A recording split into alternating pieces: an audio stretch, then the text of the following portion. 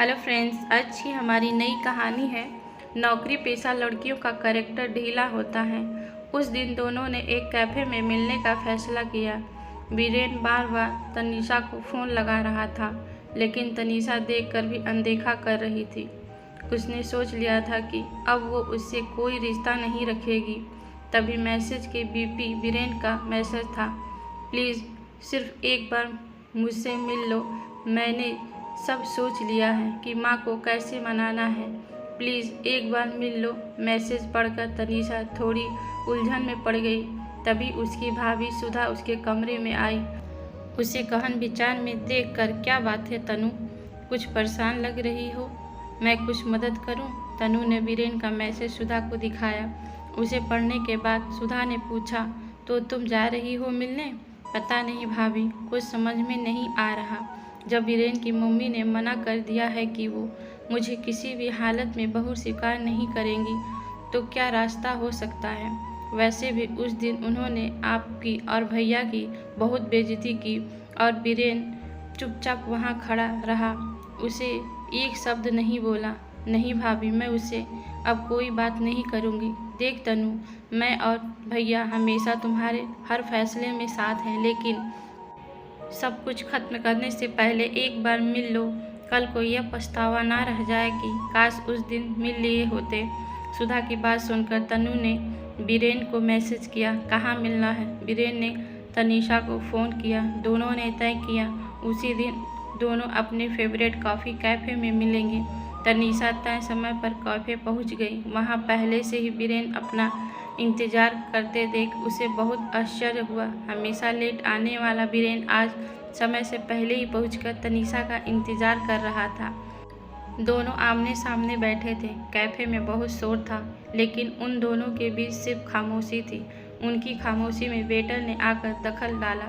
वीरेन ने हमेशा की तरह 2 कॉफ़ी और क्लब सैंडविच ऑर्डर किया। तनीषा ने कहा, बोलो क्या कहना चाहते हो और अब कौन सी ट्रिक से अपनी मम्मी को मनाना चाहते हो? तब तक कॉफ़ी भी आ गई। कॉफ़ी का सिप लेते हुए वीरेन ने कहा, मैंने माँ से बात की थी और उनकी बात को समझने के बाद मुझे यह समझ में आया कि माँ को नौकरी पेशा लड़कियाँ पसंद नहीं हैं। उन्हें अपने घर की बहू बिल्कुल घरेलू टाइप चाहिए। वीरेन, अगर तुम्हारी माँ को ऐसी बहू चाहिए तो बात आगे क्यों बढ़ाना? क्योंकि मैं नौकरी पेशा हूँ। देखो तनु, अगर तुम नौकरी छोड़कर एकदम घरेलू बहू बन जाओ तो माँ को हमारी शादी से कोई समस्या नहीं होगी। वीरेन, तुमको पता भी है तुम क्या कह रहे हो? मुझे ये समझ में नहीं आ रहा कि तुम्हारी माँ को नौकरी पेशा लड़कियों से प्रॉब्लम क्यों है। बात कुछ खास नहीं है। दरअसल माँ को यह सोचती है जो लड़कियाँ नौकरी करती हैं उनका कैरेक्टर उनका कैरेक्टर से तुम्हारा क्या मतलब है? तनु ने अनजान बनते हुए कहा, you know what I mean? No Viren, I reply, don't know what you want to say. तुम जरा खुलकर बताओगे? मैं नहीं माँ, ऐसा समझती है कि नौकरी पेशा लड़कियाँ का कैरेक्टर ढीला होता है और अच्छे लड़कों को अपने झूठे प्रेम की जाल में फंसाकर फिर उनसे शादी कर लेती हैं और शादी के बाद नौकरी करने के बहाने ऐश करती हैं। इसलिए मैं चाहता हूँ कि तुम नौकरी छोड़ दो, फिर माँ को हमारी शादी से कोई प्रॉब्लम नहीं होगी। और वैसे भी मैं अच्छा खासा कमाता हूँ और मेरी सैलरी भी तुमसे ज़्यादा ही है। तुम घर पर रहकर बहू बनकर आराम करो और मैं बाहर नौकरी। वीरेन की बात सुनकर तनीषा को बहुत गुस्सा आया, लेकिन जगह देखकर अपने गुस्से पर काबू करके बोली, यू नो वीरेन, मुझे भाभी की एक बात याद आ रही है कि तनु एक बार वीरेन से मिल लो। कल को यह पछतावा ना रहे कि काश उस दिन मिल गए लिए होते। तुम्हारी बातें सुनकर मैं बहुत खुश हूँ कि तुमसे मिलने का फैसला एकदम सही था। अगर मैं आज तुमसे नहीं मिलती तो मुझे कैसा पता चलता कि तनु की आवाज़ थोड़ी तल्ख हो गई। मैंने एक सिख से प्यार किया जिसकी सोच बहुत ही घटिया और बेतुकी है। सभी नौकरी करने वाली लड़कियां ऐसी नहीं होती। यह बात अपनी माँ को समझाने के बजाय तुम खुद उनकी बात का समर्थन कर रहे हो। नहीं तनीषा, तुम मुझे गलत समझ रही हो। मैं बस सही कहा मैं आज तक तुम्हें गलत ही समझती थी, लेकिन अब अच्छे से समझ गई हूँ। अच्छे से कान खोल कर सुन लो, ना मैं नौकरी छोड़ूंगी और ना ही अब तुमसे शादी करूंगी। अगर तुम्हें और तुम्हारी पूजनीय माता जी को यह लगता है कि मैंने तुम्हें अपने प्रेम जाल में फंसाया है, तो मैं अपने आप को तुमसे आज़ाद करती हूँ।